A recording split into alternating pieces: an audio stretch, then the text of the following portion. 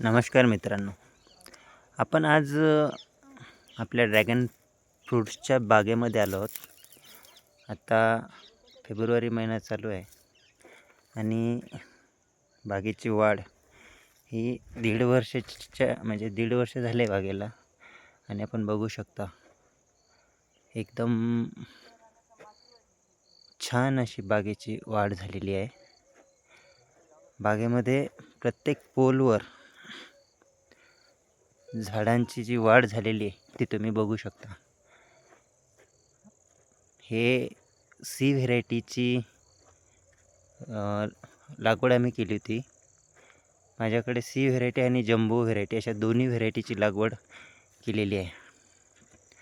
जम्बोची पण वाढ दाखवतो. जम्बोला 2 वर्ष झालेत आणि सी व्हेरायटीचे हे 1.5 वर्षाचं प्लॉट आहे, 1.5 वर्ष झालेला आणि एकदम छान अशी कॅनोपी तयार झालेली आहे. दोन्ही व्हेरायटीमध्ये फरक एवढाच दिसतो की याची सी व्हेरायटीमध्ये वाढ होताना वाढ ही सलग अशी 2-2, 3-3 फुटाचे मोठे मोठे पानं होतात आणि जम्बोमध्ये ती एवढ्या मोठ्या प्रमाणात होत नाही. त्यामुळे व्हेरायटी आपण सिलेक्ट करताना काळजीपूर्वक करा. दोन्हीही चांगल्याच आहेत.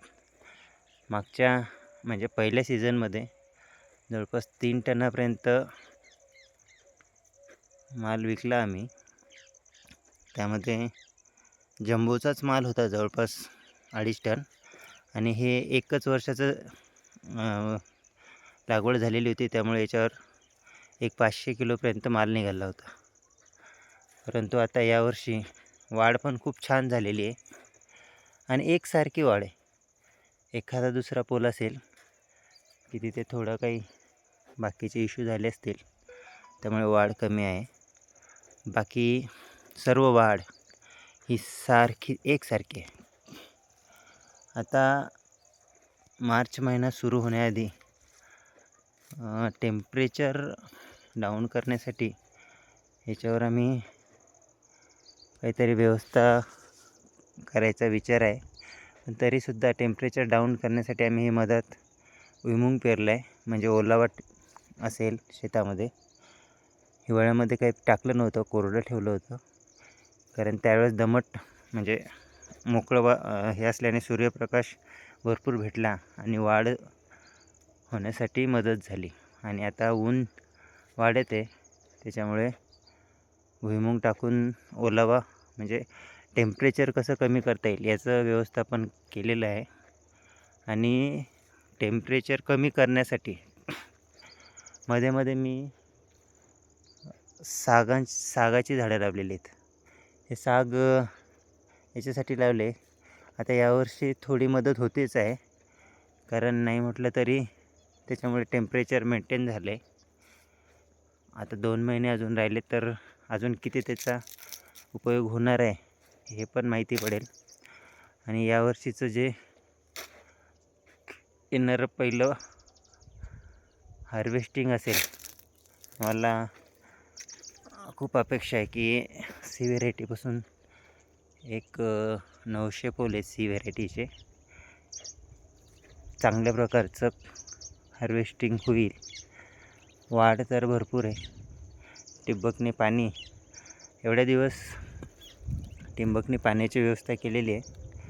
पाणी देताना पण आम्ही हे 4-5 दिवसात कंटिन्यू 4-5 दिवसा मिळून पाणी देतो ठिबकने. आणि यावेळेस रासायनिक डोस दिला आम्ही. आधी शेणखत आणि बाकीचं ऑर्गॅनिकच वापरत होतो, पण रिझल्ट म्हणावा तसा दिसत नव्हता. म्हणून थोडं चेंज करून बघितलं आणि हे 2 महिन्याच्या आधी आम्ही याला DAP आणि मायक्रोन्यूट्रिएंट असा मिळून एक डोस दिला होता आणि त्याचा आपल्यातून जबरदस्त असा रिझल्ट आहे. खूप छान वाढ झाली आहे. हिवाळ्यात पण खूप सारे फुटवे फुटलेले आणि ते आता परिपक्व झालेले आहेत. त्याच्यामुळं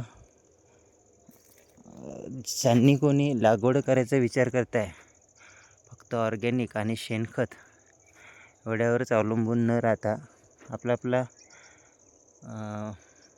म्हणजे अभ्यास करून, कारण मागच्या 1.5 वर्ष 1-1.25 वर्षात आम्ही थोडंही रासायनिक दिलं नव्हतं.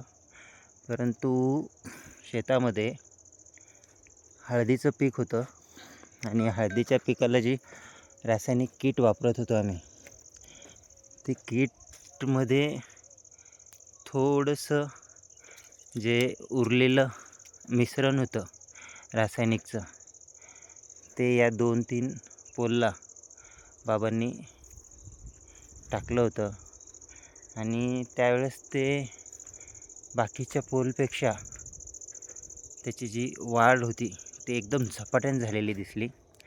आणि मग आम्ही एक डिसिजन घेतला की आता थोडं बहुत प्रमाणात आपण रासायनिकही वापरलं पाहिजे. म्हणून शेणखत आणि त्याच्यासोबत रासायनिक डोस द्यायचा आम्ही निर्णय घेतला आणि दिवाळीच्या नंतर याला एक रासायनिकचा डोस दिला. आणि आता याची झालेली वाढ म्हणजे 2 महिन्यात खूप छान रिझल्ट मिळाला. रासायनिकही खूप जास्त काही वापरलं नाही. जवळपास 1600 पोल आहेत. 12,000चा पूर्ण डोस झाला. DAPच्या 4 बागे आणि 2 किट असा वापर केला होता. त्यामुळे एवढंच की आपण